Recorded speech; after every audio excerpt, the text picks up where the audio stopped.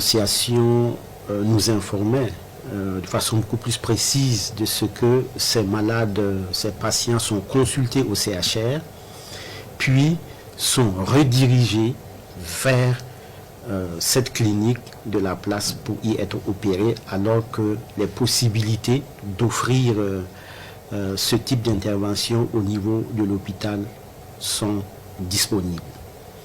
Au reçu de cette dénonciation, nous avons immédiatement diligenté une équipe de l'inspection technique des services de santé qui s'est déportée au CHR de Kaya, qui a investigué, et au sortir de cette inspection technique, il est ressorti effectivement que le dysfonctionnement était avéré. La réaction qui était attendue n'a pas été celle que nous voulions, celle qui était prescrite, celle qui devrait véritablement permettre à un premier responsable, au regard en plus du contexte, de prendre ses responsabilités.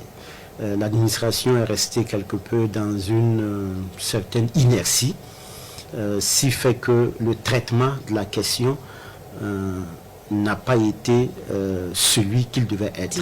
Le rapport d'inspection a été formel, il a été très clair.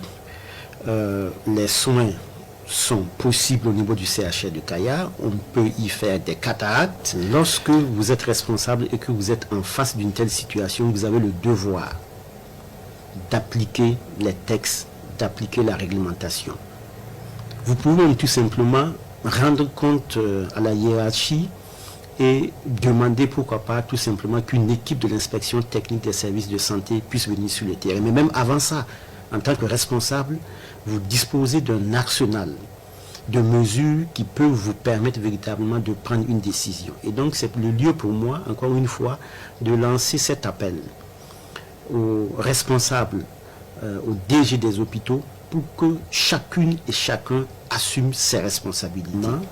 Les responsables, les DG des hôpitaux qui ne respecteraient pas, on va dire, la fonction qui leur a été confiée, se verront tout simplement appliquer un certain nombre de dispositions qui peuvent aller tout simplement jusqu'à la mise de fin des fonctions.